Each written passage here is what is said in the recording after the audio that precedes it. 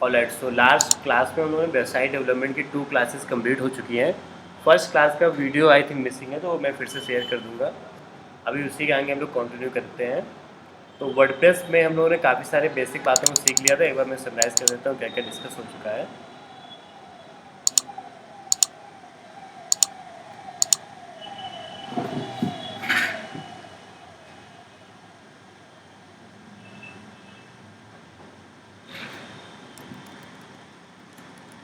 WordPress से website को बनाने के लिए सबसे पहला स्टेप था आपका डोमेन बाई करना। दूसरा स्टेप था आपका होस्टिंग बाई करना। फिर आप डोमेन होस्टिंग कनेक्ट करते हैं जो हम लोगों ने कल किया था, और देन वर्डप्रेस को इंस्टॉल करते हैं। ये 4 स्टेप करने के बाद आपकी वेबसाइट लाइव हो जाती है। तो वो हेल्थ वाली वेबसाइट लाइव हो गई थी। क्या नाम था? Health empowers you dot O R जी।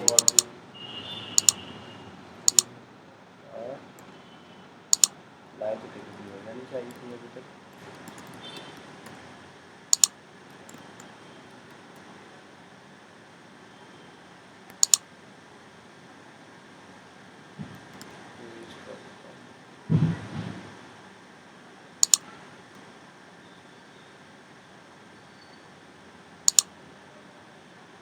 यहाँ पर ये website health empowers you dot O R G, जिसको उन्होंने कल की क्लास में डोमेन से होस्टिंग को कनेक्ट किया था। और टेक्निकली ये वेबसाइट अभी तक लाइव हो जानी चाहिए थी। अगर ये लाइव नहीं हुई तो इसका रीज़न हम लोगों को समझना होगा। तो फिलहाल एक बार मैं कुछ 5-10 मिनट्स का इस वेबसाइट पे टाइम दे करके समझते हैं क्यों ये लाइव नहीं हुई होगी। एक ये प्लेटफॉर्म है whois.com, यहाँ से हम लोग ये कंफर्म कर पाते हैं कि वेबसाइट के जो नेम सर्वर है वो अपडेट हुए या फिर नहीं हुए हैं। तो आप whois.com में किसी भी कंपनी की किसी भी वेबसाइट को के बारे में पता कर सकते हैं कि वो वेबसाइट कब बाई की गई थी, कब तक वो वेबसाइट उनके पास है जो भी इसका ओनर है, और उसके नेम सर्वर्स क्या हैं। तो किसी भी वेबसाइट की इन्फॉर्मेशन आपको यहाँ से इजीली पता चल जाती है। सो whois.com में जैसा कि शो कर रहा है कि ऑलरेडी ये जो नेम सर्वर्स हैं ये तो अपडेट हो चुके हैं। तो टेक्निकली ये लाइव हो जानी चाहिए थी। अगर ये लाइव नहीं हुई तो एक बार हम लोग अपनी होस्टिंग में जा कर के चेक कर लेते हैं। 24 आवर्स तो मोर देन इनफ टाइम होता है। वैसे तो विदिन 1-2 आवर में ही लाइव हो जाती है। एक मैं आप लोगों से वीडियो शेयर करूँगा, अभी 2-3 क्लासेस पहले का ही वीडियो है, 12 PM क्लास का। क्लास में ही मैंने डोमेन को बाई किया और होस्टिंग को भी बाई किया, और कनेक्ट करते ही विदिन 10 मिनट्स वेबसाइट लाइव हो गई थी। तो टेक्निकली वेबसाइट लाइव हो जाती है, लेकिन यहाँ पर लाइव ना होने का क्या रीज़न है फिर समझते हैं।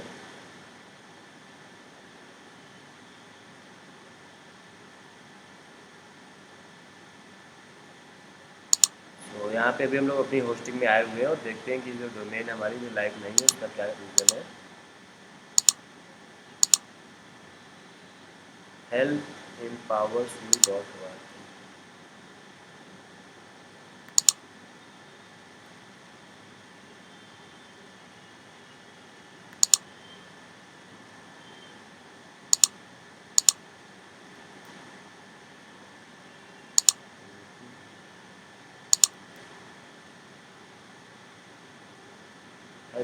यहाँ पर ओके। और वर्डप्रेस भी हमारा इंस्टॉल हो चुका था, क्योंकि फाइल में मैं एक बार चेक कर लेता हूँ। अगर वर्डप्रेस इंस्टॉल नहीं तो लाइव नहीं हो सकती। हाँ, तो लाइव नहीं होती।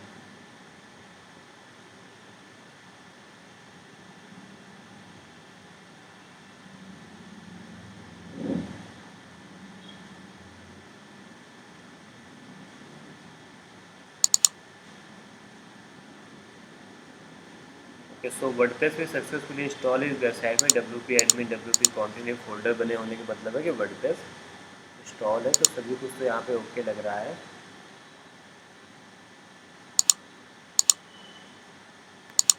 तो कई सारे हिट एंड ट्रायल्स होते हैं जो कि करने पड़ते हैं, हालांकि ऐसा काफ़ी कम बार होता है कि वेबसाइट लाइव ना हो। तो मैं एक बार फिर से यहाँ पे वर्डप्रेस इंस्टॉल करके ट्राई करते हैं।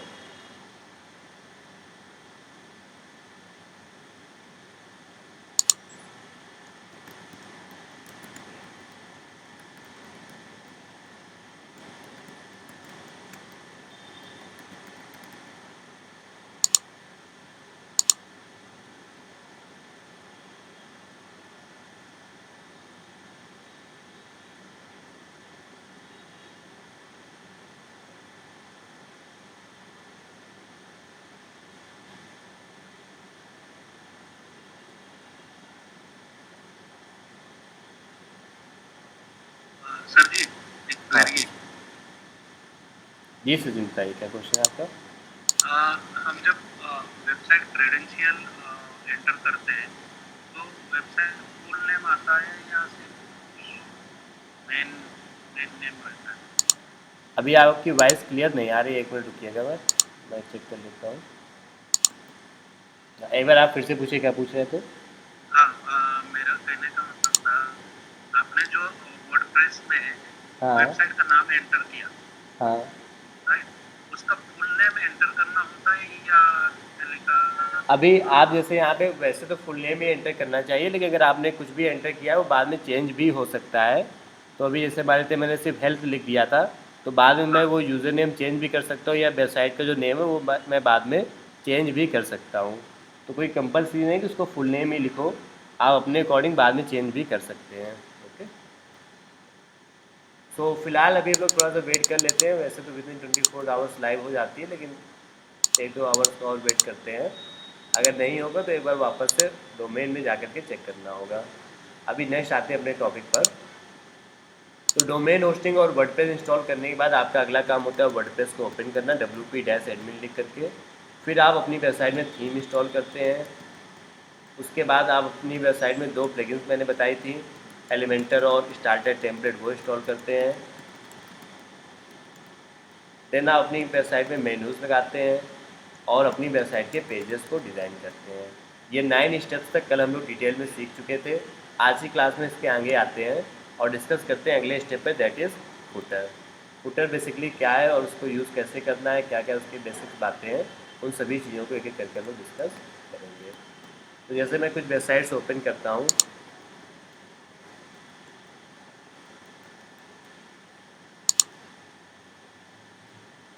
आप किसी भी वेबसाइट को ओपन करेंगे तो सबसे ऊपर उस वेबसाइट में लोगो लगा होता है और ये मेनूज़ बनी होती हैं। ये लोगो और मेनू बनाना हम लोग ऑलरेडी सीख चुके हैं। उसके बाद आप वेबसाइट में नीचे आएंगे तो ये पेज मिलेगा आपको। यहाँ पे कुछ टेक्स्ट, इमेज, बटन ये सब लगा होगा, तो ये भी हम लोगों ने कल की क्लास में सीखा था कि कैसे हेडलाइन लिखते हैं, कैसे बटन लगाते हैं, टेक्स्ट कैसे लिखते हैं। और जब आप सबसे नीचे आएंगे वेबसाइट के, तो यहाँ पर आपको ये जो ब्लैक कलर के सेक्शन दिख रहा है, इसको हम लोग बोलते हैं फुटर।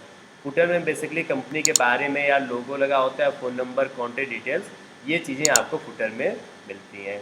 और ऊपर का जो हेडर सेक्शन था जहाँ पे लोगो और मेनू लगा था, और ये जो नीचे का फुटर सेक्शन है, ये आपको वेबसाइट के हर एक पेज में सेम मिलेगा। जैसे इस पेज में आप देखिए फुटर और ये सब लगा हुआ है। अब मैं कॉन्टैक्ट्स वाले पेज पे गया तो उसमें भी आप देखोगे पूरा पेज तो बदल चुका है, लेकिन ऊपर लोगो और मेनू सेम है और सबसे नीचे फुटर सेम है। तो हर एक वेबसाइट में फुटर अलग से देना होता है। फुटर में नॉर्मली कंपनी की details, phone number, address, social media के लिंक्स जैसे फेसबुक, ट्विटर, इंस्टाग्राम के लिंक्स, ये सभी चीज़ें फुटर में दी जाती हैं। ऐसे ही आप देखोगे इस वाली वेबसाइट में भी फुटर में आपको सोशल मीडिया के लिंक्स और एड्रेस, ये चीज़ें यहाँ पर दे दी जाती हैं। तो ये फुटर कैसे बनाते हैं ये हम लोग नेक्स्ट देखने जा रहे हैं, जो कि हमारा 10th पार्ट है, जो कि लास्ट पार्ट है वेबसाइट डेवलपमेंट का, दैट इज़ फुटर। फुटर बनाने के लिए वापस से हम लोग अपनी वेबसाइट ओपन करते हैं। जिस वेबसाइट पर हम लोग प्रैक्टिस कर रहे थे वो ये वेबसाइट थी, the digital marketing hub .000 webhostApp.com।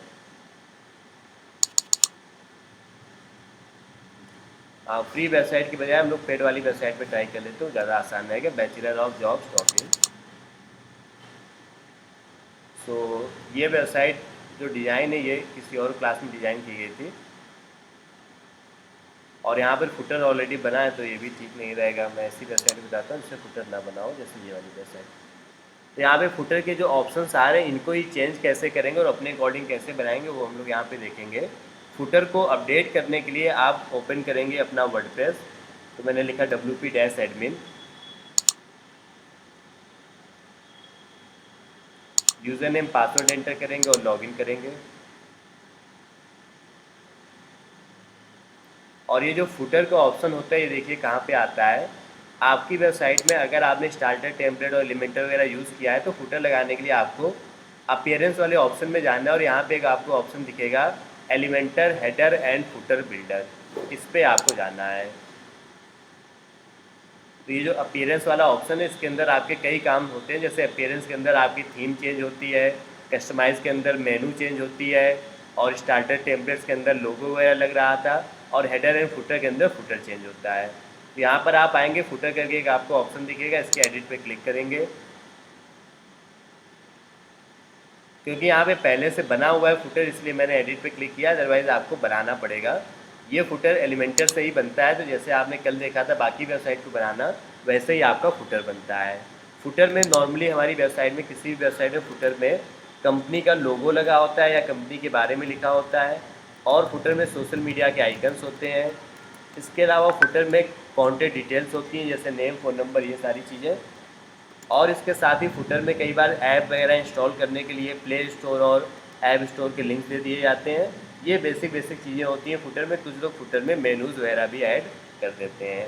तो जैसे मैं मान लेता हूँ PSIT कॉलेज का फुटर देखता हूँ, तो यहाँ पे आप फुटर में देखेंगे कंपनी का लोगो लगा हुआ है और कुछ लिखा हुआ है, सोशल मीडिया के आइकन्स लगे हैं, मेनूज़ बनी हुई है और कॉन्टैक्ट अस की डिटेल लिखी हुई है। यही नॉर्मली आपको सभी फुटर्स में मिलेगा, कंपनी का एड्रेस वगैरह, लोगो और सोशल मीडिया के आइकन्स। अमेजन के हम लोग अगर फुटर में देखेंगे तो इनके भी फुटर में लगभग वही सारी चीज़ें, लोगो तो लगाई है, साथ में सोशल मीडिया के ऑप्शंस और ये कुछ मेन्यूज़ यहाँ पर बनी हुई है। नीचे जो कॉपीराइट और राइट रिजर्व रहता है, ये बाय डिफॉल्ट होता है। हाँ, ये बाय डिफ़ॉल्ट आता है, इसको हम लोग चेंज कर सकते हैं। तो ये भी हम लोग भी डिस्कस करेंगे, फुटर में जो कॉपीराइट वगैरह लिखा होता है उसको कैसे चेंज किया जा सकता है। तो इनकी वेबसाइट में वही चीज़ें हैं फुटर में, साथ में ऐप्स के डाउनलोड के लिंक्स भी लगे हुए हैं। तो ये फुटर चेंज करने के लिए जैसे मैंने एलिमेंटर पे क्लिक किया तो आप देख पा रहे होंगे ये फुटर यहाँ पर दिख रहा है, और इसी फुटर को हम लोग अपने अकॉर्डिंग चेंज कर लेते हैं। अभी जैसे मेरे फुटर में ये 4 बातें यहाँ पे आ रही, पहला लोगो वगैरह आ रहा है, सेकंड एड्रेस वगैरह का ऑप्शन आ रहा है, थर्ड मेनूज़ आ रहे हैं और फोर्थ ये ओपनिंग आवर्स आ रहा है। मान लेते हैं मुझे ओपनिंग आवर्स नहीं रखना है, या तो आप इसको डिलीट कर सकते हैं, अगर रखना है तो आप इसको रख भी सकते हैं। तो फिलहाल तो मैंने यही ऑप्शन यहाँ पे रखे, और सोशल मीडिया के ऑप्शन यहाँ पे आ रहे हैं। मैं चाहूँ तो इनको इधर से इधर भी ड्रैग कर सकता हूँ, जहाँ भी आप लगाना चाहें वहाँ पे सोशल मीडिया के ऑप्शन लगा सकते हैं। तो सबसे पहले यहाँ पे लोगो का ऑप्शन आ रहा है, लोगो ऑलरेडी मेरा लगा हुआ है। यहाँ पे मैं कंपनी के बारे में थोड़ा सा लिख दूँगा, तो आप कुछ अट्रैक्टिव सा अच्छा सा यहाँ पर लिख देंगे कंपनी के बारे में। उसके अलावा फुटर में एड्रेस का ऑप्शन आ रहा है, तो आप अपना एड्रेस वगैरह चेंज कर लेंगे, जो भी आप एड्रेस लिखना चाहें, और नीचे आप अपना फ़ोन नंबर वगैरह भी यहाँ पर मेंशन कर सकते हैं। उसके अलावा ये क्विक लिंक्स आ रहे हैं, मतलब मेनूज़ आ रहे हैं, तो इनको आपको चाहे होम, अबाउटस, मेनूज़, टेस्टिमोनियल, ये सब आपकी वेबसाइट के अलग अलग पेजेस यहाँ पर दिख रहे हैं। और साथ में सोशल मीडिया के आइकन्स आ रहे हैं, फेसबुक, ट्विटर, यूट्यूब और इंस्टाग्राम। ये कोई एक और सोशल मीडिया आ रहा है येल्प करके, जो कि रसिया वगैरह में पॉपुलर है, तो इसको मैं हटा देता हूँ। सिर्फ फेसबुक, ट्विटर, यूट्यूब और इंस्टाग्राम को रखते हैं। इन सोशल मीडिया आइकन्स में कोई क्लिक करे तो वो मेरे फेसबुक पेज पर चला जाए, उसके लिए आपको अपने फेसबुक पेज का लिंक यहाँ पर देना होगा। आपकी कंपनी का फेसबुक पेज का लिंक आपको कैसे मिलेगा, तो वो आप अपना फेसबुक ओपन करेंगे, आपकी कंपनी का जो पेज होगा वहीं पर आपको लिंक मिल जाता है। जैसे रैंक कीवर्ड्स का पेज है, तो यहाँ पर ऊपर साइड आप देखिए जो लिंक है, इसको आप कॉपी करेंगे और यहाँ पे अपने फेसबुक पेज का लिंक दे देंगे। सेम ऐसे इंस्टाग्राम का लिंक, ट्विटर का और यूट्यूब का, ये सब देने के बाद आपका फुटर रेडी है। आप इसको कर दीजिए अपडेट। ये फुटर आपकी वेबसाइट के लगभग सभी पेजेस में दिखेगा, तो कोई किसी भी पेज पर जाएगा, आपकी वेबसाइट का फुटर एज इट इज़ उसको वहाँ पर दिख रहा होगा। तो अभी जैसे मैं इस वेबसाइट के सबसे पहले पेज पे आया हुआ हूँ, तो यहाँ पे मैं देखूँगा स्क्रॉल करके, तो ये नीचे साइड यहाँ पे फुटर आ रहा है। मैं कॉन्टेक्ट अस पेज पे जाऊँगा या किसी भी पेज पे मैं जाऊँगा तो वहाँ पर वो फुटर आ रहा होगा। तो इस तरीके से आप अपना फुटर यहाँ पर लगा सकते हैं। तो वर्डप्रेस में हम लोगों ने लगभग सभी बातों को सीख लिया है। ये जो 10 पॉइंट्स हैं, इनमें आपका सबसे ज़्यादा जो टाइम जाएगा वो है पेजेस को डिज़ाइन करने में। एक एक पेज आपको बनाना पड़ेगा, home page, about us page और अंदर के सभी पेजेस, जिसमें आपको सबसे ज़्यादा टाइम स्पेंड करना है। उसके अलावा बाकी जो ऑप्शंस हैं वो बड़े ही सिंपल से हैं, ईजी से हैं। तो ये 10 स्टेप्स कंप्लीट करते ही आपकी वेबसाइट लगभग कंप्लीट हो चुकी होगी। अब हम लोग वेबसाइट में कुछ एक्स्ट्रा चीज़ों को कर सकते हैं, जैसे कि आजकल आप देखेंगे वेबसाइट्स को ओपन करने पे व्हाट्सएप का ऑप्शन लगा होता है। जैसे यही वेबसाइट यहाँ पर ओपन है, तो राइट साइड में देखोगे व्हाट्सएप का यहाँ पर एक आइकन आ रहा है, इस पर क्लिक करते ही व्हाट्सएप ओपन हो जाता है। और वेबसाइट्स पे फॉर्म लगे होते हैं इस तरीके के। ये व्हाट्सएप का ऑप्शन कैसे लगाया गया है, फॉर्म कैसे लगाया गया है, इस वेबसाइट पर भी कहीं ना कहीं फॉर्म ज़रूर लगा होगा। तो वेबसाइट का मेन पर्पज़ यही होता है कि लोग वेबसाइट पर आएँ तो फॉर्म वगैरह फिल करें और व्हाट्सएप पे जाकर इंक्वायरी करें, कॉल करें। तो ये सभी चीज़ें एक्स्ट्रा हम लोग कैसे लगा सकते हैं, उसको अभी हम लोग देखते हैं। उससे पहले एक चीज़ और हम लोग समझ लेते हैं। जैसे वेबसाइट में अभी मैंने ये ओपन किया है तो सबसे नीचे देखो लिखा हुआ है copyright 2022 the digital marketing hub करके, और powered by the digital marketing hub. तो इसको मान लेते हैं मुझे चेंज करना है कॉपीराइट 2022 और यहाँ पे कुछ और लिखना है, तो उसको आप एडिट करके चेंज कर सकते हैं। इसके लिए आपको कस्टमाइज़ वाले ऑप्शन में जाना होगा। फुटर में ही ये सबसे नीचे एक ऑप्शन आता है जहाँ पे इस तरीके की चीज़ें लिखी होती हैं, तो उनको आप इजीली अपना चेंज कर सकते हैं। ये वेबसाइट तो लाइव है ही, जब वो वाली लाइव हो गई वेबसाइट, और क्या नाम था, हेल्थ। अभी ये देखो ये वेबसाइट यहाँ पर हमारी लाइव हो गई है, तो वो मतलब बिल्कुल एग्जैक्ट 24 आवर्स ही उसने लिया है, और कल हम लोगों ने इसी टाइम पर लगभग उसको किया होगा, तो इसीलिए 24 आवर्स का टाइम लग गया। फिलहाल मैं डिस्कस कर रहा था कि फुटर में जो कॉपीराइट और ये लिखा हुआ है इसको कैसे हटाएंगे। तो आप कस्टमाइज़ वाले ऑप्शन में जाएंगे, वहीं पर आपको एक जगह पे फुटर लिखा हुआ फिर से मिलेगा, blog side bar footer builder, ये आ रहा है यहाँ पे, इस पर क्लिक करेंगे। ये देखो कॉपीराइट का ऑप्शन यहाँ पर आ रहा है, इस पर जाएंगे और कॉपीराइट में जैसे यहाँ पे आप जो भी लिखना चाहो वो आप लिख सकते हैं। जैसे मैं लिखना चाहता हूँ कॉपीराइट की जगह पे ऑल राइट्स रिजर्व, और ऑल राइट्स रिजर्व में जो आर वाला सर्किल वाला सिंबल होता है वो भी लगा देते हैं, तो वो आपको गूगल पे मिल जाएगा। कॉपीराइट वाला सिंबल होता है जो, ये है मेरे पास आर वाला सिंबल, ये इसको यहाँ से कॉपी करेंगे और यहाँ पे इसको पेस्ट कर देंगे और इसे कर देंगे पब्लिश। तो इस तरीके से आपकी वेबसाइट में जो फुटर में नीचे साइड लिख करके आ रहा होगा वो वहाँ से अपडेट हो जाएगा। तो नॉर्मली हमें इसको अपडेट कर देना चाहिए, वो आपके लिए एक अच्छी प्रैक्टिस रहती है। इसमें भी कोई सस्पेंशन होता है? नहीं, इसमें ये वेबसाइट भी चलती रहती और है। जो व्हाट्सएप का आइकन स्लाइड करता रहता है साथ साथ में, अगर उसमें किसी ने व्हाट्सएप क्लिक किया हाँ तो मेरे फ़ोन में जो हमने नंबर डाला है मेरे फ़ोन में आएगा नोटिफिकेशन। हाँ बिल्कुल, जो नंबर हमने डाला जैसे कोई क्लिक करेगा उसके फ़ोन में हमारा नंबर व्हाट्सएप में खुल जाएगा, हाँ, और उस पर फिर कोई अपना मैसेज लिखेगा तो हमारे पास आ जाएगा। ना ही नंबर उसको सेव करना पड़ेगा, ना ही उसमें कोई प्रॉब्लम आएगी। ओके, सो नेक्स्ट आते हैं। तो ये वेबसाइट भी लाइव हो गई, इस पर अब काम करना है तो वही सेम तरीका है कि इसका वर्डप्रेस ओपन करो, wp-admin लिख करके यूज़र नेम पासवर्ड एंटर करो और उसको प्रॉपर डिज़ाइन करना होगा। यूज़र नेम इसका रजत है, पासवर्ड भी इसका रजत है। तो यहाँ से वर्डप्रेस ओपन हो जाएगा। उसके बाद फिर अपीयरेंस पे जाके थीम इंस्टॉल करना है, फिर प्लगइन्स पे जाके 2 प्लगइन इंस्टॉल करना है, लोगो मेनू लगाना है। उसके बाद फिर यहीं पे कस्टमाइज़ का एक ऑप्शन आने लगेगा, उससे मेन्यूज बन जाती है। फिर पेजेस पे जा कर के ऑल पेजेस को डिज़ाइन करना होगा, लास्ट में भी फुटर वगैरह लगाना होगा। तो इस तरीके से सारी चीज़ें हमारी हो जाएंगी। ओके, तो नेक्स्ट आते हैं। अभी हम लोग बात कर रहे थे कि व्हाट्सएप का आइकन और ये आइकन्स वगैरह कैसे लगाते हैं, तो उनको लगाना भी अगेन काफ़ी इजी है। इसको आप स्टेप बाय स्टेप देखिएगा। तो जैसे मुझे अपनी इसी वेबसाइट में व्हाट्सएप का ऑप्शन लगाना है, तो मैं वापस से वर्डप्रेस में आता हूँ, और व्हाट्सएप का ऑप्शन लगाने के लिए आपको एक प्लगइन इंस्टॉल करनी पड़ेगी जिसका नाम है wa.me, या कई प्लगइन्स आती हैं एक ही काम को करने के लिए। तो आप प्लगइन्स पे जाओगे, ऐड न्यू करोगे। तो वर्डप्रेस में हर एक काम को करने के लिए आपके पास काफ़ी सारी प्लगइन्स आती हैं। अभी आज की क्लास में लगभग मैं 10 से ज़्यादा प्लगइन्स आपसे डिस्कस करने वाला हूँ, जिनसे आपका काम आसान हो जाएगा। इसके पहले भी मैं कुछ प्लगइन्स आपको बता चुका हूँ, जैसे एलिमेंटर एक प्लगइन है, स्टार्टर टेम्पलेट एक प्लगइन है। कल की क्लास में लास्ट में मैंने आपको बताया था कि एलिमेंटर के कुछ एडॉन्स प्लगइन्स आती हैं जिनके अंदर काफ़ी अच्छे अच्छे टेम्पलेट्स आते हैं, उनको भी आप इंस्टॉल करेंगे। तो फिलहाल अभी मुझे व्हाट्सएप के लिए प्लगइन चाहिए, तो मैंने व्हाट्सएप लिख करके सर्च किया, और ये क्लिक टू चैट या ज्वाइन चैट कोई भी एक प्लगइन आप यहाँ पे इंस्टॉल कर लेंगे। जैसे मैंने क्लिक टू चैट नाम की प्लगइन को इंस्टॉल कर लिया,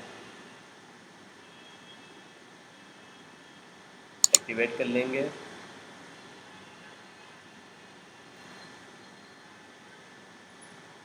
प्लगइन को एक्टिवेट करने के बाद आप क्लिक टू चैट प्लगइन को ओपन करिए, और इस प्लगइन में आपको अपना कंट्री का कोड 91 जैसे इंडिया के लिए है, और अपना फ़ोन नंबर जो भी आपका फ़ोन नंबर वो आप एंटर करेंगे। और ये व्हाट्सएप का आइकन लेफ्ट में आएगा कि बॉटम में आएगा, टॉप में आएगा, राइट में आएगा, कहाँ पे आएगा वो सिलेक्ट कर लीजिए। जैसे मैं लेफ्ट कर लेता हूँ, मान लेते राइट भी ठीक था वैसे। और इसको कर देंगे सेव।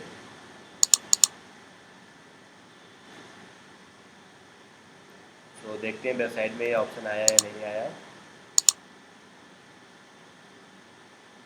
तो यस, यहाँ पर देखो लेफ्ट साइड में व्हाट्सएप का ऑप्शन आने लगा। कोई भी इस ऑप्शन पे क्लिक करेगा तो डायरेक्ट मेरे व्हाट्सएप पर आ जाएगा। तो इस तरीके से व्हाट्सएप का ऑप्शन आप यहाँ पर लगा पाएंगे। तो ये आपकी थी नेक्स्ट प्लगइन व्हाट्सएप के लिए wa.me, या कोई भी आप प्लगइन इंस्टॉल कर लेंगे। और भी कई सारी प्लगइन्स आती हैं व्हाट्सएप वगैरह को लगाने के लिए, जिनको एक एक करके अभी हम लोग डिस्कस कर रहे हैं। नेक्स्ट प्लगइन हम लोग डिस्कस करने जा रहे हैं फॉर्म लगाने के लिए।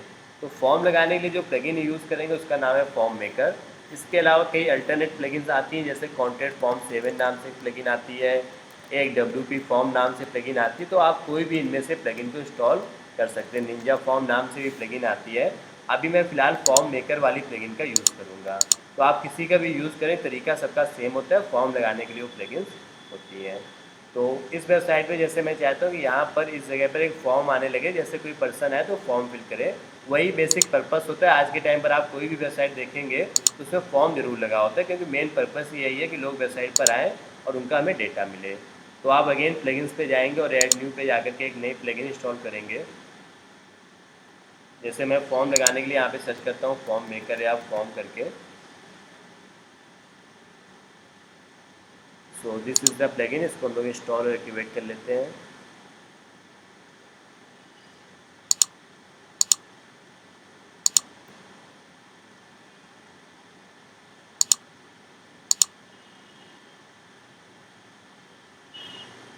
फ्री वेबसाइट में इस तरीके के चैलेंजेस आते रहते हैं, इसलिए मैं अपनी वेबसाइट दूसरी यूज़ कर लेता हूँ। अमन ट्यूटोरियल WP-admin जो वेबसाइट है उसमें मैं आपको फॉर्म लगा करके दिखाता हूँ।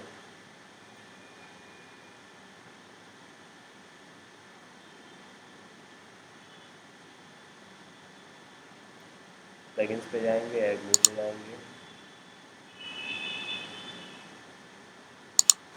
फॉर्म मेकर प्लगइन को इंस्टॉल करेंगे। This is the plugin, install करेंगे।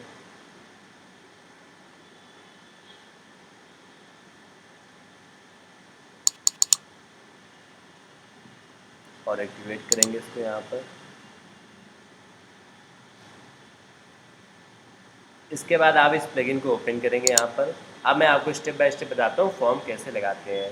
तो जो फॉर्म हम लोग बनाने वाले हैं, किसी वेबसाइट पे जो फॉर्म लगा होता है, उस फॉर्म में जो ऑप्शंस आते हैं, जैसे इनके फॉर्म में आ रहा name, mobile number, email ID, city, और ये इतने सारे ऑप्शंस आ रहे हैं, इसको हम लोग बोलते हैं फील्ड। तो आपके फॉर्म में कौन कौन से ऑप्शंस आएंगे वो आपको बताना होगा। तो किसी फॉर्म में क्या क्या ऑप्शंस आने, सबसे पहले आपको ये बताना होगा कौन कौन सी फील्ड आएंगी।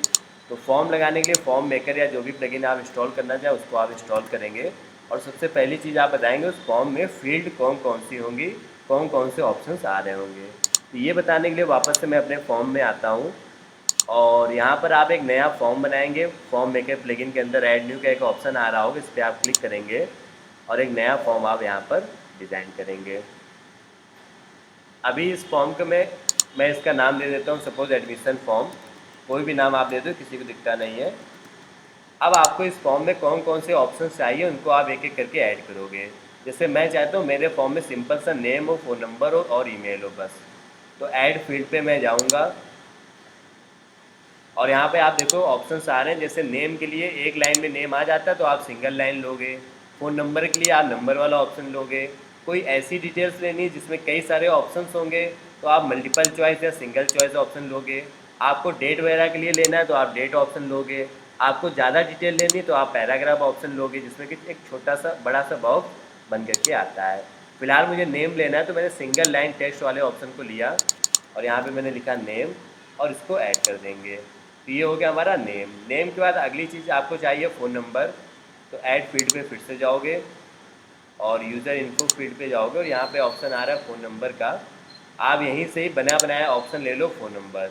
चाहे ये नंबर ले लो, चाहे ये फ़ोन नंबर ले लो, बात एक ही है। कंट्री यहाँ पे इंडिया सेट कर देते हैं। तो नेम हो गया, फ़ोन नंबर हो गया। अगला मुझे चाहिए यहाँ पे ईमेल का ऑप्शन। तो ऐड फील्ड पे फिर से गए और यहाँ से ले लिया ईमेल का ऑप्शन। तो ये 3 ऑप्शंस मेरे फॉर्म में आने लगे। आपको मान लेते हैं और डिटेल्स लेनी, जैसे आपको पूछना है क्लास या योर हाईएस्ट क्वालिफिकेशन, तो आप ऐड फील्ड पे जाके और ऑप्शंस को भी ऐड कर सकते हो। जैसे हाईएस्ट क्वालिफिकेशन में मैं ले लेता हूँ मल्टीपल चॉइस वाला ऑप्शन या single choice, your highest qualification. Multiple choice में क्या होता है, वो एक बार में एक से ज़्यादा ऑप्शन सेलेक्ट कर पाएगा। ग्रेजुएट, पोस्ट ग्रेजुएट, इंटरमीडिएट, और भी देना चाहो तो आप और ऑप्शन यहाँ पर दे सकते हो। फिलहाल मैं 3 ऑप्शन ही देता हूँ और इसको हम लोग यहाँ पर ऐड कर देते हैं। तो इस तरीके से ये मेरे फॉर्म में ऑप्शंस आने लगेंगे। अगर मैं मल्टीपल चॉइस वाला ऑप्शन लेता तो उसमें क्या होता, रेडियो बटन नहीं आ रहा है ग्रेजुएट के बगल में सेलेक्ट करने के लिए। ये वाला आ रहा है ना, सर्किल छोटा दिख नहीं रहा है, आ रहा होगा। नहीं दिख रहा आपको, मेरी बात बात हाँ, इसकी इसका ब्राइटनेस कुछ ज़्यादा ही है, दिख रहा है हालांकि इस तरीके से। तो यहाँ पर ये ऑप्शन आ रहे हैं ना, तो रेडियो बटन्स आ रहे हैं लेकिन वो पता नहीं क्यों उसमें नहीं दिख रहा है, लेकिन वो ऑप्शन यहाँ पर आते हैं सिलेक्ट करने के। ओके, सो इस तरीके से आपने फॉर्म को रेडी कर लेंगे। जब आपका फॉर्म रेडी हो जाएगा तो आप इसको कर देंगे पब्लिश। सो फॉर्म मेरा बन चुका है, मैं इसका यहाँ पे प्रीव्यू देखता हूँ कैसा लग रहा है फॉर्म। तो ये इस तरीके का फॉर्म मेरा यहाँ पर दिखेगा और ये ऑप्शन यहाँ पर इस तरीके से आ रहे होंगे। अभी भी नहीं आया। ओके, अब इस फॉर्म को जैसे और अट्रैक्टिव बनाना है, मान लेते हैं PSIT कॉलेज का आप फॉर्म देखिए, ये एक बॉक्स के अंदर बंद है। तो इस तरीके का आप फॉर्म बनाना चाहते हो जिसमें बॉक्स जैसा बना हो, ऊपर कुछ इंक्वायर नाउ लिखा हो। जैसे इनका फॉर्म भी, ये वाला फॉर्म भी आप देखेंगे। तो इस तरीके के बॉक्स वगैरह को बनाने के लिए, फॉर्म को और अट्रैक्टिव बनाने के लिए आप क्या कर सकते हो, आप इसके अपीयरेंस में जाओ और यहाँ पे देखो कई सारी डिज़ाइंस आती हैं, इनको लोग थीम बोलते हैं। कोई एक थीम ले लो, जैसे मान लेते मैंने थीम 10 ले लिया। तो थीम 10 से क्या होगा कि आपके फॉर्म में एक छोटा सा बॉक्स बन करके आ जाएगा।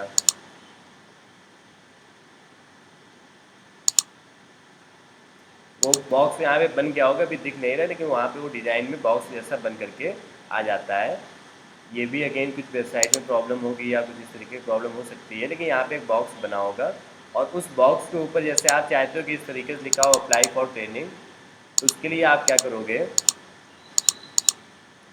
फॉर्म में ये फॉर्म हेडर का ऑप्शन आता है। यहाँ पे आप जो भी लिखना चाहो, जैसे मैंने लिख दिया अप्लाई फॉर ट्रेनिंग, तो वो उस बॉक्स के ऊपर लिख करके आ रहा होगा। अभी मैं प्रीव्यू आपको इस जगह पे दिखा रहा हूँ, हो सकता है यहाँ पे ना आ रहा हो, लेकिन कुछ देर बाद आप देखोगे एक बॉक्स जैसा बना होगा, अभी वो आपको दिख जाएगा। तो ये आपका पहला काम होता है फॉर्म बनाने के लिए, आपको फॉर्म में क्या क्या फील्ड्स देने ये बताना। फिर सेकेंड काम आपका ये होता है कि ये फॉर्म किस जगह पे आएगा, उसका प्लेसमेंट बताना, प्लेस बताना। जैसे आप देखोगे रैंक कीवर्ड्स की वेबसाइट में जो फॉर्म लगा है, ये नीचे साइड सबसे लगा हुआ है एक मैप के बगल में। PSIT कॉलेज की वेबसाइट में फॉर्म सबसे ऊपर लगा हुआ है, यहाँ पे फॉर्म ये साइड में लगा हुआ है। तो आपकी भी वेबसाइट में फॉर्म नीचे आएगा, ऊपर आएगा, लेफ्ट में आएगा, राइट में आएगा, उसकी जगह बताना। तो अब मान लेते हैं फॉर्म मेरा बन चुका है। मैं ये चाहता हूँ कि ये जो मेरा फॉर्म है वो मेरी इस वेबसाइट में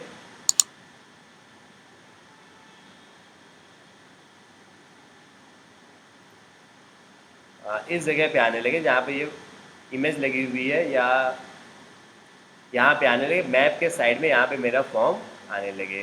तो आपको जिस पेज पे फॉर्म लगाना है, इस पेज पे या कॉन्टेक्ट अस पेज पे या जहाँ भी आपको फॉर्म लगाना है, उस पेज को आप ओपन करेंगे। यहाँ तो अलग एक फॉर्म लगा भी है, तो उस पेज को आप उसका एलिमेंटर ओपन करेंगे। तो पहले फॉर्म को बनाओगे, फिर फॉर्म जहाँ पे लगाना है उस पेज पे जाओगे एलिमेंटर के थ्रू।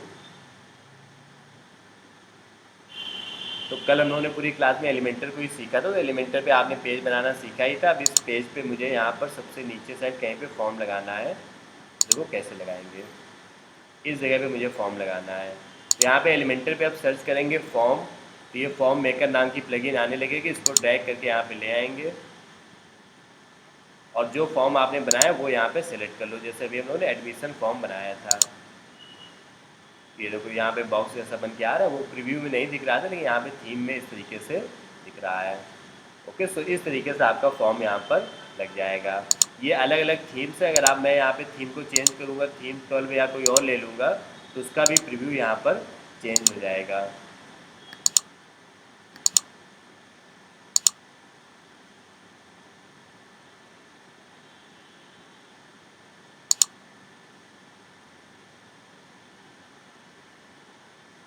देखो फॉर्म हमारा इस तरीके से आने लगा। तो फॉर्म लगाना पहला काम है, फिर उस बनाना पहला काम है, फिर दूसरी बार लगाना है, और तीसरी बात ये फॉर्म जो आपने बनाया है वो बनाने के बाद लगाने के बाद अगर कोई फिल करेगा तो उसकी डिटेल्स हमें कहाँ पर मिलेंगी, ये कैसे चेक करेंगे। मान लेते हैं ये फॉर्म किसी ने फिल किया टेस्ट नाम से, मोबाइल नंबर किसी ने लिखा, अपनी ईमेल आईडी डाली और कुछ भी ऑप्शन ले लिया और उसको सबमिट कर दिया। तो ये डिटेल्स हमें कहाँ पर मिलेंगी वो आप लोग चेक करिए, देखिएगा। तो फॉर्म को सबमिट करने के बाद वो डिटेल्स आपके इसी फॉर्म मेकर प्लगइन में एक सबमिशन करके ऑप्शन आता है, वहाँ पर वो डिटेल्स आने लगेंगी। तो आप सबमिशन वाले ऑप्शन में जाओ, अपना फॉर्म सेलेक्ट करो। फॉर्म तो मेरा एडमिशन फॉर्म ये वाला,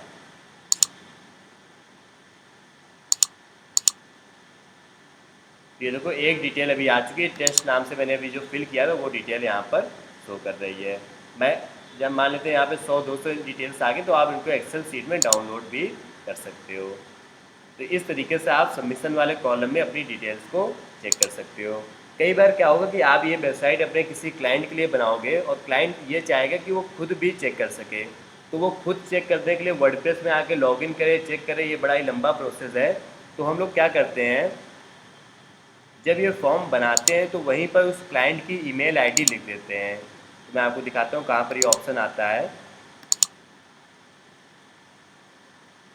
आप जब फॉर्म बना रहे थे, यहाँ पे फील्ड्स वगैरह के हम लोग ऑप्शन दे रहे थे, तो यहीं पर एक ईमेल ऑप्शन करके भी ऑप्शन आता है। इस पर आप जाइए और जो आपका क्लाइंट है उसकी ईमेल आईडी यहाँ पर लिख दीजिए। मान लीजिए मेरा क्लाइंट कोई अमन नाम का पर्सन है, तो मैंने उसकी ईमेल आईडी यहाँ पर लिख दी है, या कॉमा लगा के आप 2-3 ईमेल आईडीज़ भी यहाँ पर लिख सकते हैं। तो इससे क्या होगा, वो फॉर्म जब भी कोई फिल करेगा ऑटोमेटिक उस ईमेल पर ये फॉर्म चला जाएगा। बस आपको यहाँ पे ईमेल ऑप्शन में जाके अपनी ईमेल आईडी लिख देना है, तो जब भी कोई फॉर्म फिल करेगा वो डिटेल उसके पास आ जाएगी, नाम, फ़ोन नंबर, सब कुछ, और वो अपना उसमें कॉल करवाना है, व्हाट्सएप करवाना, जो भी करवाना अपना करवा लेगा। तो ये ईमेल वाला ऑप्शन आप यहाँ पर यूज़ करेंगे। तो ये बातचीत थी हमारी फॉर्म को लगाने को लेकर के। फील्ड बनाओगे सबसे पहले, फिर प्लेस करोगे, और सबमिशंस में ईमेल या फिर डायरेक्ट चेक करने का ऑप्शन आता है, वहाँ से चेक कर पाओगे। तो ये हमारी अगली प्लगइन थी जो अभी आप लोगों ने समझा होगा, फॉर्म मेकर। तो ये जो सबमिशन केवल ईमेल का ऑप्शन होता है, व्हाट्सएप पे नहीं जाएगा। और कोई ऑप्शन नहीं होता। आगे चल के जब हम लोग ईमेल मार्केटिंग पढ़ेंगे तो इसका एक और शॉर्टकट तरीका हम लोग पढ़ेंगे। वो शॉर्टकट तरीका ये होगा कि जैसे यहाँ पर जब भी कोई फॉर्म फिल कर रहा है तो वो ईमेल पर आएगा। अब मान लेते हैं जो ओनर है उसके ईमेल पर फॉर्म आया, अब वो डिटेल भेजेगा जिसको कॉल करना है, काउंसलर जो है। तो यहाँ पर एक हम लोग सिस्टम इस तरीके का बनाएंगे कि फॉर्म फिल करते ही एक गूगल शीट में डेटा चला जाए। एक गूगल शीट होगी, उसमें ऑटोमेटिक डेटा आ जाएगा, जैसे कोई फिल करेगा इंस्टेंट उस शीट में दिखने लगेगा कि ये नाम और ये फ़ोन नंबर से डेटा आ गया है। वो अपना वहाँ से उसको कॉल करके स्टेटस वहीं का वहीं अपडेट कर देगा। तो वो जो ऑटोमेशन है वो लोग ईमेल मार्केटिंग के टाइम पे सीखेंगे कि ये ऑटोमेशन कैसे होगा। ओके, सो ये यहाँ पे क्लियर हो गया। और वर्डप्रेस की प्लगइन्स को देखते हैं कौन सी प्लगइन से क्या क्या काम होता है। जैसे हम लोग अपनी वेबसाइट पे कई सारी इमेजेस को यूज़ करते हैं, तो जब ज़्यादा इमेजेस हो जाती है तो कई बार वेबसाइट हमारी स्लो हो जाती है। तो उसके लिए हम लोग क्या करते हैं, अपनी इमेजेस को कंप्रेस कर देते हैं। कंप्रेस करने के लिए एक प्लगइन आती है जिसका नाम है WP Smart। ये प्लगइन आप बस इंस्टॉल करके छोड़ दो। उस प्लगइन का काम ये है कि आपकी वेबसाइट में जो भी इमेजेस होंगी उनको ये कंप्रेस कर देगा। कंप्रेस करके हमें मिलेगा क्या, कंप्रेस करने का बेसिकली लॉजिक ये है कि इमेजेस कंप्रेस हो जाने से आपकी वेबसाइट की स्पीड में थोड़ा सा इम्प्रूवमेंट आ जाता है। मान लेते हैं आपने कोई फ़ोन से अपनी इमेज क्लिक की तो वो कुछ 5 MB 10 MB की इमेजेस नॉर्मली होती हैं। तो ये जो इसमस नाम की प्लगइन है इसको आप इंस्टॉल कर दो तो वो 5 MB की इमेज को कंप्रेस करके 100 KB या 200 KB में कर देगा। MB वाली इमेजेस को KB में कर देगा। जैसे व्हाट्सएप इमेजेस को कंप्रेस कर देता है वैसे ये भी करता है। तो बस आप क्वालिटी नहीं गिर जाएगी। क्वालिटी भी मेंटेन रहती है और इमेजेस भी आपकी कंप्रेस हो जाती है, क्वालिटी सेम रहती है। इवन ये यहाँ पे लिखा भी होगा compress images and optimise images, और उसके साथ में जो क्वालिटी है वो भी यहाँ पर मेंटेन रहती है। नेक्स्ट आते हैं, इसके अलावा आपको वर्डप्रेस में कई और चीज़ों की ज़रूरत पड़ेगी। जैसे कि अपनी वेबसाइट में या नॉर्मल कंप्यूटर में हम लोग क्या करते हैं, जब भी हम लोग लैपटॉप या कंप्यूटर ओपन करते हैं उसको रिफ़्रेश करते हैं। रिफ़्रेश हम लोग इसलिए करते हैं जिससे कि उसकी जो कैश मेमोरी है वो क्लियर हो जाए। फ़ोन में भी ये ऑप्शन आता है रिफ्रेश करने का, वैसे ही वेबसाइट को भी रिफ्रेश करने की एक प्लगइन आती है W3TC नाम से आती है प्लगइन। इसका बेसिकली काम ये है कि आपकी जो वेबसाइट है उसको टाइम टू टाइम ये रिफ्रेश करता रहता है। आप खुद भी रिफ्रेश कर सकते हो या ये प्लगइन खुद रिफ्रेश कर देता है। W3 टोटल कैच वैसे इसका फुल नेम है। तो जैसे हम लोग अपने फ़ोन में रिफ्रेश करते हैं वैसे ये प्लगइन भी अच्छी प्लगइन है। ये आपकी वेबसाइट को रिफ्रेश करता रहेगा। जैसे आपने कुछ 1-2 घंटे काम किया तो लास्ट में उसको रिफ्रेश कर दो, बैकग्राउंड चलता रहता है। ये अपना बैकग्राउंड में चलता रहेगा। ये ऊपर साइड देखो परफॉर्मेंस करके एक ऑप्शन आ रहा है, पर्स ऑल कैचेस पे आप क्लिक कर दो तो एक तरीके से रिफ्रेश हो जाता है। तो रिफ्रेश करने से ये भी होता है कि जो नए नए चेंजेस आपने किए हैं वो हर जगह पे लाइव हो जाते हैं। ये आपकी प्लगइन्स जो है पर्ज ऑल कैचेस कर दिया जाता है। 2-3-4-5 घंटे अगर आपने कुछ काम किया तो उसको अपना रिफ्रेश कर दो। W3 total catch. कई और प्लगइन्स हम लोग देखते हैं यहाँ पर। जैसे कि आप देखोगे कई बार ये भी वेबसाइट जो हम लोग फ्री वाली बना रहे थे, यही वेबसाइट का एग्जांपल ले लेते हैं।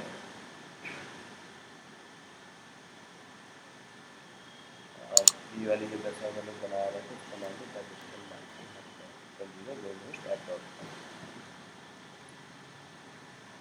तो इस वेबसाइट पे भी हालांकि वो चीज़ नहीं है जो मैं बताना चाह रहा था। यहाँ पर आप देख रहे हो एक लॉग जैसा बना हुआ कनेक्शन इज सिक्योर लिख करके आ रहा है। कई बार ये आपकी वेबसाइट पे नॉट सिक्योर लिख करके आ रहा होगा। इन सभी वेबसाइट में तो सिक्योर लिख करके आ रहा है, लेकिन कई बार यहाँ पर नॉट सिक्योर लिख करके आने लगता है। नॉट सिक्योर लिख करके आने का रीज़न ये होता है क्योंकि उस वेबसाइट में SSL नाम का एक सर्टिफिकेट होता है, वो नहीं इंस्टॉल होता है। एक सर्टिफिकेट बनाया गया है कि अगर आपकी वेबसाइट सिक्योर है तो उसमें ये SSL सर्टिफिकेट होना चाहिए। नॉर्मली ये सर्टिफिकेट सेल होता है, आप GoDaddy से जाके बाई कर सकते हैं। 449 रुपीज़ का ये सर्टिफिकेट मिलता है। या जो होस्टिंग्स होती हैं वो कई बार इसको फ्री में प्रोवाइड कराती हैं। तो जो होस्टिंगर जो हम लोगों ने बाई कर रखी है उसमें ये SSL सर्टिफिकेट ऑलरेडी फ्री में मिला हुआ है। मान लेते हैं आपने कोई कम प्राइस की एक कम अच्छी होस्टिंग बाई की है तो उसमें आपके वाले में SSL सर्टिफिकेट नहीं होगा। तो आपको यहाँ पर वर्डप्रेस में एक बड़ा अच्छा ऑप्शन आता है कि free of cost SSL certificate आपको मिल जाएगा। उसके लिए एक प्लगइन आती है, क्या नाम था इसका प्लगइन का, कई सारी प्लगइन्स आती है, मैं उन्हीं में से प्लगइन आपको दिखा देता हूँ। नाम अभी मेरे माइंड से मिस हो गया है। रियली सिंपल SSL नाम है इस प्लगइन का, रियली सिंपल SSL। तो जिस भी वेबसाइट में अगर यहाँ पे नॉट सिक्योर लिख करके आ रहा हो तो उसको सिक्योर करने का सबसे आसान और फ्री तरीका है वो ये है कि आप रियली सिंपल SSL नाम की प्लगइन इंस्टॉल कर लो, एक्टिवेट कर लो और आपकी वेबसाइट में जहाँ पे लॉग बन करके नहीं आ रहा वहाँ पे लॉग बन करके आने लगेगा। तो ये बेसिक तरीका है, रियली सिंपल SSL प्लगइन इस काम के लिए आती है। सर ये फ्री और पेड वाले में फर्क नहीं कोई फर्क नहीं। बेसिक हमारा ऑब्जेक्टिव कि यहाँ पे लॉग जैसा बन के आने लगे तो आने लगता है, बस ये बेसिक बात है। तो ये सभी प्लगइन्स की हम लोग यहाँ पर हेल्प ले सकते हैं। और भी कई सारी प्लगइन्स आती हैं, जैसे कि आप मान लेते हैं अभी अपनी वेबसाइट को बनाना स्टार्ट कर रहे हैं तो उसको लगातार डिज़ाइन कर रहे हैं, चेंजेस कर रहे हैं, तो आप चाहोगे कि आपकी वेबसाइट कोई ओपन करे तो वहाँ पर लिख करके आए वेबसाइट इज़ अंडर मेंटेनेंस या वी आर कमिंग सून, इस तरीके से वहाँ पर लिख करके आने लगे। तो ये अंडर मेंटेनेंस की जो प्लगइन्स आती हैं वो कौन कौन सी हैं, कई प्लगइन्स आती हैं। आप इन प्लगइन्स को इंस्टॉल कर लोगे तो आपकी वेबसाइट में ये लिख करके आने लगेगा कि वेबसाइट इज़ अंडर मेंटेनेंस। जब तक आप अपना काम बैकएंड में करते रहो, आपने अगर वर्डप्रेस लॉगिन कर रखा है तो आपको आपकी वेबसाइट दिखेगी कैसी बन रही है, लेकिन बाकी अगर कोई नॉर्मल पर्सन ओपन करेगा तो वहाँ पे अंडर मेंटेनेंस लिख करके आने लगेगा। तो इसके लिए आपको करना कुछ नहीं, बस इस प्लगइन को इंस्टॉल करना है, एक्टिवेट करना है और वहाँ पर आप क्या लिख करके आए वो लिख दीजिए कि अंडर मेंटेनेंस लिख करके आए या कुछ और लिख करके आए। उसके बाद जब भी कोई वेबसाइट ओपन करेगा तो वहाँ पर वही लाइन लिख करके आएगी।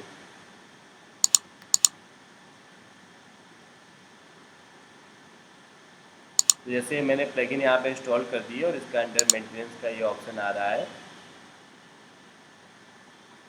ये जैसे मेंटेनेंस मोड अभी इस समय ऑन हो गया, ये ऑन है यहाँ पर। और वहाँ पे क्या लिख करके आएगा, जैसे वहाँ पे लिख करके आएगा site is undergoing maintenance, या आप ये लिख सकते हो we are coming soon, something cool is coming, इस तरीके से आप लिख सकते हो। कुछ और टेक्स्ट लिख सकते हो, आप अपनी कंपनी का लोगो वगैरह लगा सकते हो, फ़ोन नंबर वगैरह भी यहाँ पर लिख सकते हो। तो अभी जैसे मैं अगर देखता हूँ ये वेबसाइट को अलग से एक टैब में ओपन करके, तो क्योंकि मेरा यहाँ पे वर्डप्रेस ऑलरेडी लॉगिन है तो इसलिए यहाँ पे ऐसा दिखा रहा है। मैं एक नॉर्मल टैब में ओपन करके दिखाता हूँ आपको। मेरा भी क्या उसमें ऑब्वियसली लिख के आ रहा होगा maintenance mode is on site user availability 95%. WordPress को मैं लॉग आउट कर देता हूँ तो यहाँ पर भी लिख करके आने लगेगा। तो इस तरीके से मेंटेनेंस मोड इज़ ऑन, ये बैकग्राउंड की इमेज भी आप चेंज कर सकते हो, ये वहाँ पर लिख करके आने लगेगा। लेकिन आपको आपकी वेबसाइट दिखेगी अगर आपका वर्डप्रेस लॉगिन है। तो मैं इसको फ़िलहाल ऑफ कर देता हूँ।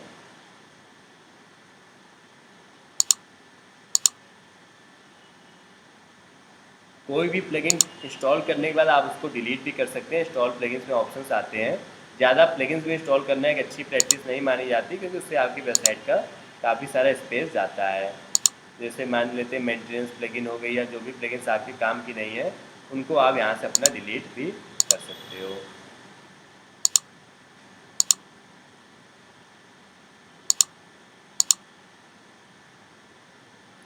और नेक्स्ट आते हैं। ये प्लगइन हो गया एलिमेंटर स्टार्टर फॉर्म मेंटेनेंस। आपके वर्डप्रेस में और भी कई चीज़ों को करने के लिए कई तरीके की प्लगइन्स आती हैं, जैसे कि अक्सर हम लोग ये चाहेंगे कि हमारी वेबसाइट हमेशा सिक्योर रहे, उसमें किसी भी तरीके की हैकिंग एक्टिविटीज़ ना हो। लेकिन कभी कभार आपके हो सकता है 1-2 साल 3 साल में वेबसाइट को अचानक से कोई हैक कर ले या वेबसाइट का जो डेटा है वो डिलीट हो जाए। तो ऐसे केस में आपका जितना भी डेटा था वो सब चला जाएगा। तो हम लोग क्या करते हैं उसका बैकअप ले करके रख लेते हैं। तो आपकी वेबसाइट का जो बैकअप है वो आपको रेगुलर बेसिस पे लेते रहना चाहिए।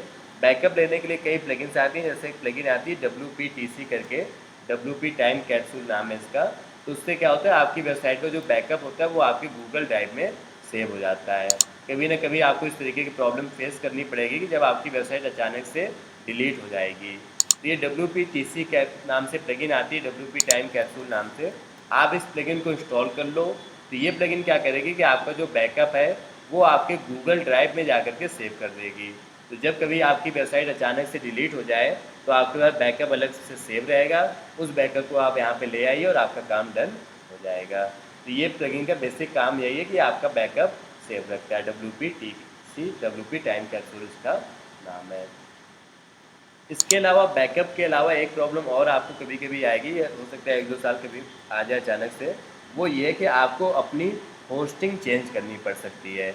जैसे मैंने स्टार्टिंग में बताया था वेबसाइट बनाने के लिए आपको होस्टिंग की ज़रूरत पड़ती है। होस्टिंग हमारे फ़ोन की तरह होता है जिसमें वेबसाइट का डेटा होता है। तो जैसे हम लोग 1-2 साल में होस्टिंग चेंज कर देते हैं, फ़ोन चेंज कर देते हैं, तो डोमेन तो वही रहती है, सिम तो वही रहता है, लेकिन फ़ोन बदलता रहता है। तो जब भी आप फ़ोन बदलते हैं तो आप क्या करते हैं उस फ़ोन का जितना भी डेटा होता है वो बैकअप ले करके अपने लैपटॉप में या पेन ड्राइव में सेव कर लेते हैं और नए फ़ोन में ट्रांसफ़र कर लेते हैं। तो वैसे यहाँ पर भी होता है कि अगर आपको कभी होस्टिंग चेंज करनी पड़े तो आपकी वेबसाइट ईजिली ट्रांसफ़र हो जाए, उसके लिए all in one WP migration नाम की एक प्लगइन आती है। तो इससे क्या होता है कि आपकी वेबसाइट का जो भी डेटा है वो ईजिली ट्रांसफ़र हो जाता है। All in one WP migration. तो ये प्लगइन है, आप इसको इंस्टॉल कर लीजिए। इसके बाद आप इस प्लगइन को ओपन करेंगे, जैसे मेरे पास ऑलरेडी इंस्टॉल है तो मैं अपना डेटा जो है उसको एक्सपोर्ट कर लेता हूँ। एक्सपोर्ट टू पे जाएंगे, फाइल पे जाएंगे, तो आपके जो डेटा होगा ये आपके लैपटॉप में सेव हो जाएगा। फिर अगली बार जब भी आपकी वेबसाइट अचानक से डिलीट हो जाए या फिर आपको होस्टिंग चेंज करनी हो तो आप अपनी होस्टिंग चेंज करिए, वर्डप्रेस उसमें इंस्टॉल करिए और ये जो बैकअप है आपके पास उसको वहाँ पर अपलोड कर दीजिए। वेबसाइट डिलीट किस सिनेरियो में होगी? हाँ, जैसे कि कई बार क्या होता है कि कुछ हैकिंग एक्टिविटीज़ हो गई तो वेबसाइट के सारे पेजेस ही किसी ने हटा दिए, पूरी वेबसाइट ब्लैंक कर दिया, या कई बार वायरस आ जाते हैं वेबसाइट में। कई ऐसी भी अननोन प्लगइन्स होती हैं जिनमें कुछ इस तरीके की वायरस वाली एक्टिविटीज़ होती हैं। आजकल जापानीज़ वायरस काफ़ी चलते हैं। अभी जैसे कि एक बड़े अच्छे हमारे क्लाइंट है शताब्दी.com करके उनकी वेबसाइट है, तो उनकी वेबसाइट में क्या हुआ, कई तरीके के जापानीज़ वायरस ने अटैक कर दिए। ये देखो वेबसाइट कोई खोलता है तो इस तरीके के वहाँ पर पेजेस बन गए हैं, जबकि प्रॉपर वेबसाइट तो ऐसी है लेकिन वहाँ पर देखो ये सभी जापानीज़ वायरस आ गए। ये बड़ी कॉमन एरर है जो वर्डप्रेस में अक्सर आती रहती है। अब इस तरीके की जैसे एरर आ गई, यहाँ पे जापानीज़ वायरस आ रहे हैं, तो इसका जो सॉल्यूशन है वो ये है कि जो पुरानी वेबसाइट है उसको पूरा डिलीट कर दो। इस समय जो उसमें वायरस आ गए, जैसे फ़ोन में वायरस आ गए, तो फ़ोन को पूरा हमने रीसेट कर दिया, हार्ड रीसेट कर दिया, और अपना बैकअप अपने पास जो था उसको फिर से वहाँ पर ले आए। ना बैकअप तो ही हमारे पास, इसीलिए तो हमने बैकअप ले रखा है। तो इसीलिए बैकअप का आपको कई पर्पज़ से यूज़ आएगा। वेबसाइट जाने से हैक हो गई या जापानीज़ वायरस आ गए, और ये जापानीज़ वायरस बड़ा कॉमन वायरस है जो कि अक्सर आ जाता है वेबसाइट में। वर्डप्रेस की वेबसाइट वाले अक्सर इससे परेशान रहते हैं। अभी नहीं आएगा, नहीं अचानक से कभी कभी आ जाता है। Find and fix the Japanese keyword है। इस वायरस से मेन प्रॉब्लम ये होती है, वेबसाइट चलती रहती है, जैसे देखो शताब्दीप्लाई.com जो वेबसाइट है वो तो बड़ी स्मूथ चल रही, कोई दिक्कत नहीं है। ये जापानीज़ वायरस क्या करता है, आपकी वेबसाइट में जो गूगल पे सर्च करने पे आएगा वो कुछ अजीब सा आने लगता है। अभी जैसे मैं आपको दिखा रहा था कि गूगल पे सर्च करने पर आपकी वेबसाइट में वो जापानीज़ पेजेस आने लगते हैं, और ऐसा इसलिए होता है क्योंकि वो एसईओ के पॉइंट ऑफ व्यू से उनके लिए ज़रूरी है। तो जापान में बैठे हुए लोग इस तरीके की एक्टिविटीज़ करते रहते हैं। तो होपफुली ये बात आपको समझ में आ रही होगी कि बैकअप लेने के लिए all in one WP migration वाली प्लगइन है जिसकी आप हेल्प लेंगे। तो ये कई सारी वर्डप्रेस की प्लगइन्स हैं जिनसे आपका काम आसान हो जाता है, जिनको आप टाइम टू टाइम यूज़ करेंगे और इन चीज़ों को आप यहाँ पर कर पाएंगे। और आपको आगे चल कर जो भी काम वर्डप्रेस में करना हो, ये देखो जैसे यहाँ 212 MB का बैकअप आ गया, इसको यहाँ से हम लोग डाउनलोड कर सकते हैं। जैसे मान लेते हैं आपको अपनी वेबसाइट में इस तरीके का चैट बॉक्स लगाना है, जैसे PSIT की वेबसाइट पर हम लोग आए हुए हैं यहाँ पर, तो आप देखोगे नीचे साइड एक एडमिशन चैट करके ऑप्शन आ जाता है। ये भी आजकल कुछ वेबसाइट्स में लगा होता है चैटिंग का ऑप्शन। यहाँ जैसे मैंने लिखा है, आप यहाँ कुछ भी लिखिए ये वही रिप्लाई करेगा जो उसमें सेट है। Can you tell me your name, जैसे मैंने नो लिखा, उसने कह रहा I am your admission virtual, उसने मेरा नेम नो मान लिया है यहाँ पर। अब वो मुझसे पूछ रहा है, अगर फिर से मांग रहा है name, I have can I have your email address. यहाँ पे क्वेश्चन प्रॉपर सेट होते हैं, जैसे कोई आए उसका नेम लो, उसका ईमेल लो। तो इस तरीके के जो एडमिशन चैट वाले ऑप्शंस होते हैं इनको भी आप लगा सकते हैं वर्डप्रेस में। उसके लिए ऑप्ट इन चैट नाम से प्लगइन्स आती हैं जिनकी हम लोग हेल्प लेते हैं। तो वर्डप्रेस में आपको कोई भी काम करना हो, कोई ना कोई प्लगइन आपको इस तरीके की मिल जाएगी जिसको आप वहाँ पर यूज़ कर सकते हैं। ये ऑप्ट इन चैट वाली प्लगइन्स की हेल्प से इस काम को कर सकते हैं। हाँ, चैट बॉक्स की तरह बन जाता है वहाँ पर। ओके, सो एक और प्लगइन मैं बता देता हूँ, फिर आज की क्लास को हम लोग समराइज़ करते हैं। इवन पूरे वर्डप्रेस टॉपिक को ही हम लोग यहाँ से क्लोज करेंगे, और अब आप आने वाली 1-2 क्लासेस में इसको प्रैक्टिस करेंगे, और फिर हम लोग अगला अपना नया टॉपिक को स्टार्ट करेंगे। तो वर्डप्रेस टॉपिक यहाँ से हमारा कंप्लीट हो जाएगा और आप इस तरीके की वेबसाइट्स वगैरह को डिज़ाइन कर पाएंगे। तो नेक्स्ट हम लोग ये डिस्कस कर रहे थे जैसे कि वर्डप्रेस में ये सब चीज़ें हो गई, ये सब लग गया, फॉर्म लग गया, मेन्यूज लग गया। हाँ, पेमेंट का एक ऑप्शन और देख लेते हैं बस। यहाँ पे जैसे रिजर्वेशन का ऑप्शन आ रहा है, कोई इस पर क्लिक करेगा तो एक फॉर्म लगा दिया जाता है कि रिजर्वेशन पे कोई क्लिक करे तो फॉर्म आने लगे। अभी यहाँ पे लिंक नहीं लगा हुआ है। आखिरी ऑप्शन में आपको ये बताने जा रहा था कि जैसे मान लेते हैं कि आपकी वेबसाइट है, किसी डॉक्टर की वेबसाइट है या कोई ऐसे बिजनेस की वेबसाइट है जो ऑनलाइन पेमेंट भी लेना चाहते हैं। तो वहाँ पे मान लेते हैं कि कोई अपना अपॉइंटमेंट बुक करना चाहता है, अपॉइंटमेंट बुक करे, डिटेल्स एंटर करे और वो पेमेंट वहाँ पर कर सके। तो ये वाला जो ऑप्शन होता है पेमेंट करने वाला, वो कैसे लगाते हैं वो भी हम लोग डिस्कस करते हैं। तो पेमेंट लगाने के लिए आपके पास सबसे पहले एक पेमेंट गेटवे होना चाहिए। जैसे हम लोग आपस में ऑनलाइन ऑफलाइन पेमेंट कैसे लेते हैं, गूगल पे, फ़ोनपे, इन तरीक़ों से, वैसे ही वेबसाइट में पेमेंट लेने के लिए पेमेंट गेटवेज आते हैं। पेमेंट गेटवे के लिए कई सारी कंपनीज हैं, जैसे कि पेटीएम का एक पेमेंट गेटवे आता है, एक कंपनी है पेयू मनी करके, उसका पेमेंट गेटवे आता है, जितनी भी बैंक्स हैं उनका भी पेमेंट गेटवे आता है, और भी कई सारी कंपनीज हैं जिनका आप पेमेंट गेटवे ले सकते हैं। जैसे इंस्टामोजो एक पेमेंट गेटवे कंपनी है, रेजर पे एक पेमेंट गेटवे कंपनी। इस तरीके से जो कंपनीज़ हैं आपको इनमें जा कर के अपना अकाउंट ओपन कराना पड़ेगा।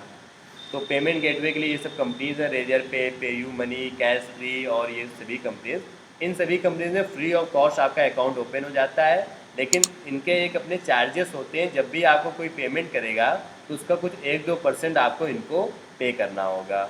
ये आपसे रुपए इस बात के लिए लेते हैं जिससे कि कस्टमर आपको पेमेंट करे, वो payment debit card, credit card, UPI, net banking जैसे भी करना चाहे वैसे कर सकेगा।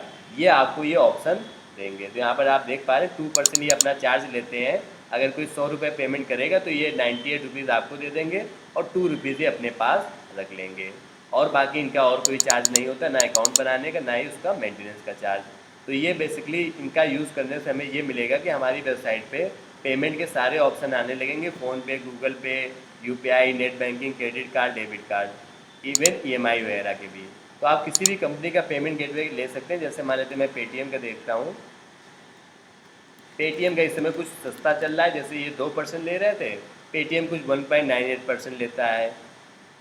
हालांकि उतना ज़्यादा कुछ खास कॉस्ट में फ़र्क नहीं है, लेकिन अब थोड़ा सा फ़र्क पड़ ही जाता है जब ज़्यादा रेंज पे आप पेमेंट लेते हैं। हाँ, इनमें एक चीज़ बड़ी अच्छी होती है, अगर कोई यूपीआई से पेमेंट करेगा तो आपको 0% देना है। तो वो सभी में होता है, चाहे वो रेजर पे हो, गूगल पे हो, कोई भी हो, उसमें ये यूपीआई वाली पेमेंट सारी 0% पे होती है। बाकी अगर कोई क्रेडिट कार्ड से करता है या पेटीएम वॉलेट से करता है तो आपको 1.99% अमाउंट देना होगा। तो आप जिस भी कंपनी का पेमेंट गेटवे यूज़ करना चाहें उस कंपनी में आप जाएंगे और अपना अकाउंट बनाएंगे। पहला स्टेप है आपका साइन अप करेंगे जाकर के पेमेंट गेटवे वाली कंपनी में।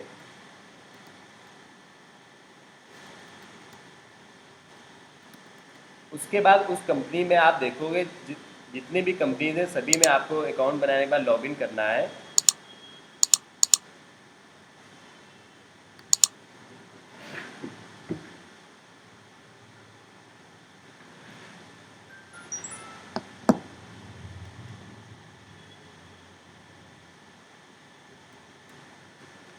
लॉगिन करने के बाद वहाँ पे उस पेमेंट गेटवे में अकाउंट 1-2 दिन में बन जाता है। आपको यहाँ पे अपना पैन कार्ड और ये सब डिटेल देना पड़ेगा। उसके बाद उस पेमेंट गेटवे में आपको एक लिंक का ऑप्शन आता है, पेमेंट लिंक का। यहाँ पर आपको एक लिंक मिलेगा, create payment link, rank keywords payment. आप चाहो तो कोई अमाउंट सेट कर सकते हो कि नहीं, हर एक कस्टमर कम से कम 2000 की पेमेंट तो करेगा ही करेगा, या फिर आप इसको ब्लैंक छोड़ दो तो कस्टमर अपने अकॉर्डिंग अमाउंट फिल कर लेगा। और यहाँ पे मैंने पेमेंट लिंक को क्रिएट कर लिया, तो ये लिंक मुझे मिल चुका है। अब मैं इस लिंक को कॉपी करके अपने पास कहाँ पे ले जाऊँगा, अपनी वेबसाइट पर। तो जैसे वेबसाइट पे मैंने अभी फॉर्म लगाया था, यहाँ पर मैं चाहता हूँ इस फॉर्म में सबमिट करते ही ऑप्शन आ जाए पेमेंट करने का। तो ये जो फॉर्म है ये लगाना तो आपको आता ही, फॉर्म मेकर से आपने फॉर्म लगाया था। वापस से हम लोग वहीं पर चलते हैं फॉर्म मेकर में।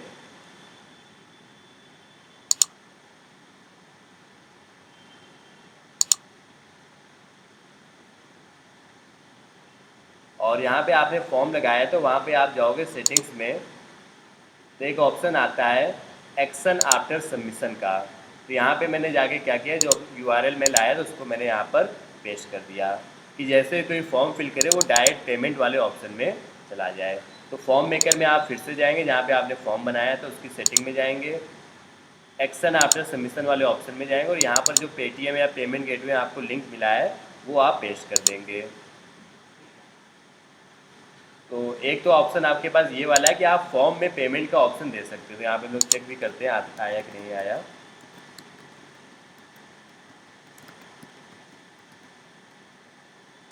सबमिट, ये जो सबमिट लिखा है उसकी जगह देखो ये पेमेंट का ऑप्शन आ गया। पेटीएम मेरा ओपन हो चुका है, मैंने अपना फ़ोन नंबर एंटर किया, अमाउंट मैंने एंटर किया, प्रोसीड टू पे, ओटीपी डालूंगा। उसके बाद मेरे वाले में देखो अभिषेक सिंह ऑटोमेटिक इसने फिक्स कर लिया। पेमेंट के सारे ऑप्शंस आने लगेंगे कि आप डेबिट कार्ड, क्रेडिट कार्ड कैसे पेमेंट करना चाहते हो। और ये पेटीएम प्रॉपर इनवाइस भी भेज देगा उस नंबर पे, जहाँ ये पेमेंट आपकी डन हो चुकी है। ये देखो ऑप्शन यहाँ पर हमारे आने लगे कि आप किस तरीके से पेमेंट करना चाहते हो, debit card, credit card, net banking, UPI, और इस तरीके से आप पेमेंट ले सकते हो। तो पेमेंट लेने के लिए आप पेमेंट गेटवे अपना ऑप्शन लीजिए किसी भी कंपनी का। उसके बाद आप अपना इसमें साइनअप करिए, वहाँ से लिंक कॉपी करिए और उस लिंक को आप पेस्ट कर सकते हैं किसी फॉर्म में या फिर किसी बटन में। तो यहाँ पे अभी जैसे मैंने फॉर्म में ये लिंक पेस्ट किया है, अब मैं चाहता हूँ मैं किसी बटन में ये लिंक लगाना चाहता हूँ। जैसे मान लेते ये मेरी वेबसाइट है,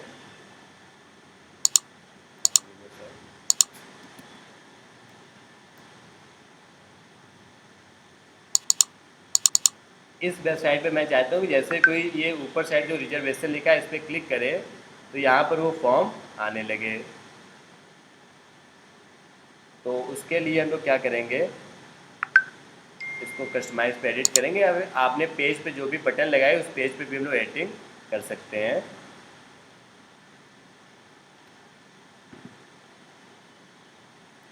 उस लिंक को आप डायरेक्ट बटन में भी लगा सकते हैं, ये आपके लिए और आसान तरीका हो जाएगा। यहाँ पर ये जो बटन थी मैं इस पर एडिट पे क्लिक करूँगा और यहाँ पे मैंने लिंक दे दिया और इसको मैंने कर दिया पब्लिश। तो अब क्या होगा, कोई भी उस बटन पे क्लिक करेगा तो डायरेक्ट पेमेंट वाले ऑप्शन पे वो चला जाएगा। यहाँ पे पेमेंट का ऑप्शन आने लगा। या किसी भी पेज पे मान लेते हैं यहाँ पे एक बटन मैंने लगा रखी है रिजर्व नाउ की, तो या पे नाउ की, और उस बटन पे हम लोग लिंक दे देंगे। तो ये तरीका था पेमेंट गेटवे को ऐड करने का। बाकी आप ई कॉमर्स में सीखोगे कि कैसे प्रोडक्ट्स में अलग अलग प्रोडक्ट्स की पेमेंट होती है। तो ये सभी अलग अलग प्लगइन्स हैं जिनकी हेल्प से आपका वर्डप्रेस में काम आसान हो जाता है। आप कोई भी चीज़ करना चाहें, वर्डप्रेस में कई सारी प्लगइन्स आती हैं जिनकी आप हेल्प ले सकते हैं। तो ये टोटल 10 स्टेप्स हैं हमारी वेबसाइट को डिज़ाइन करने के।